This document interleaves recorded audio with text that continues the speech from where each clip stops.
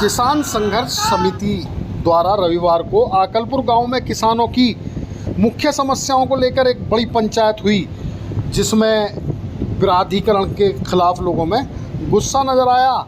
किसानों की आबादी छोड़ने, मुआवजा बढ़ाने, प्लॉट प्रतिशत बढ़ाने, युवाओं के रोजगार, भूमिहीनों को प्लॉट और विस्थापित होने वाले किसानों को बढ़ा हुआ मुआवजा और पूरी आबादी की इसमें मांग की गई।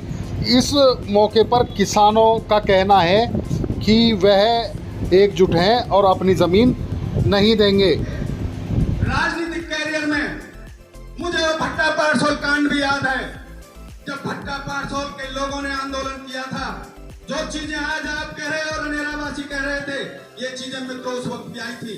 मैं 2 बार उस कांड में भी जेल गया था। क्षेत्र के लोगों ने अपनी मांग उस वक्त भी उठाई थी, लेकिन उस वक्त की सरकारों ने वो आंदोलन कुचल दिया। ये भी आपके सामने है। मैं एक बात आपसे कहना चाहता हूँ, हमारे बनवारीपुर के अपने जो पूर्व में पंडित जी जिन्होंने अपनी बात रखी, उन्होंने भी आंदोलन किए कि जब भी जिसके ऊपर आती है वही आंदोलन करते हैं, वही अपनी आवाज उठाते हैं। लेकिन मैं एक बात और आपके बीच में कहना चाहता हूँ कि जब जब आंदोलन होते हैं, जब जब किसान अपनी आवाज उठाने का काम करता है, ये मैं भी जानता हूँ कि शासन प्रशासन के माध्यम से वो आंदोलन कुचल दिए जाते हैं। हमारे बीच के भाई वो होते हैं कि अभी कोई भी अधिकारी आया, एसडीएम आए, 2 बंधुओं को अलग उठा कर ले गए, उनकी बात उन्होंने सुनी। तुम्हारा क्या काम है पंडित जी, त्यागी जी, तुम तो चक्कर को बांटने का काम करते हैं, ये बिल्कुल सत्य बात है।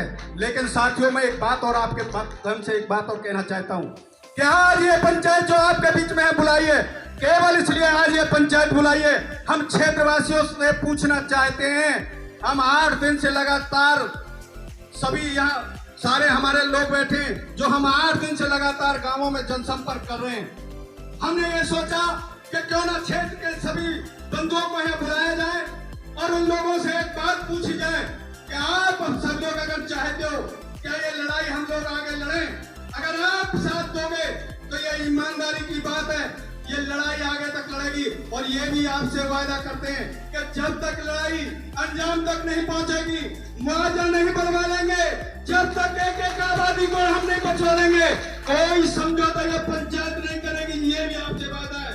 एक वादा और आपसे करना चाहता हूँ कि आपसे पहले बहुत आंदोलन लोगों ने किए, मैं नाम भी नहीं लेना चाहता हूँ।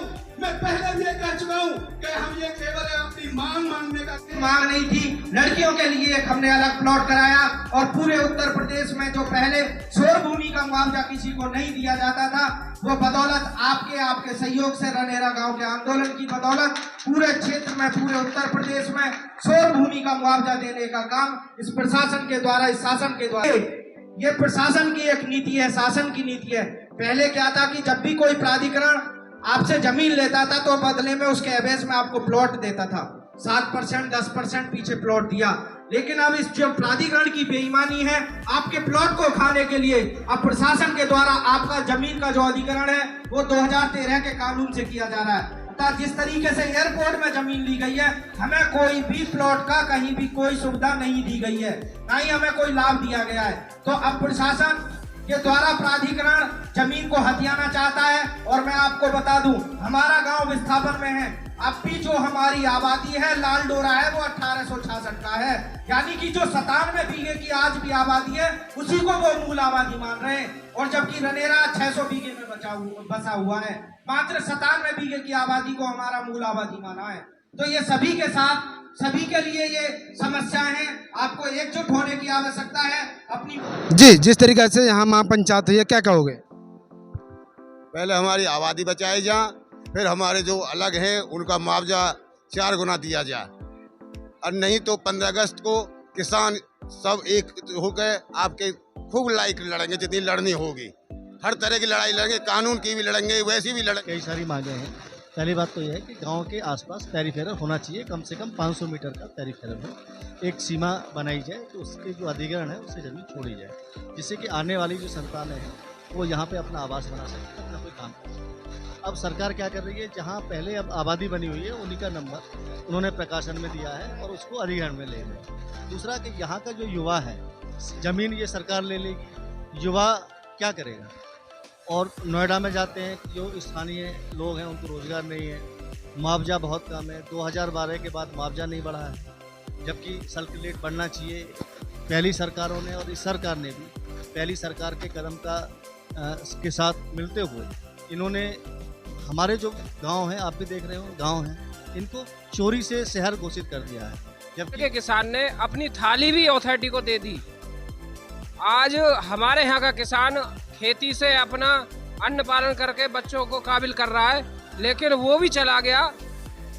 और सबसे बड़ी समस्या ये है कि कुछ ना कुछ रोजगार तो हमारे क्षेत्र को देना चाहिए बच्चों के लिए। हमारा उद्देश्य जो यमुना विकास प्राधिकरण है उसके द्वारा जो किसानों का शोषण हो रहा है, विकास के नाम पे हमारी ज़मीनें अधिग्रहण की जा रही हैं, उसके साथ साथ जो हमारी 20 से 15 साल 20 साल पुरानी जो आबादियाँ हैं वो भी यमुना विकास प्राधिकरण उन्हें छीनने का काम कर रहा है, उन्हें तोड़ने का काम कर रहा है। जो हमारे पूर्वजों ने जिस ज़मीन को संजो कर रखा था कि आने वाली पीढ़ी उसी के माध्यम से हम लोगों का लालन पालन भी होगा, आने वाली पीढ़ियां जाएंगी कहाँ। आज अगर हमारी 20 साल और 25 साल पुरानी आबादियां अगर हमारी तोड़ी जा रही हैं और विकास प्राधिकरण हमारी ज़मीन भी ले लेगा।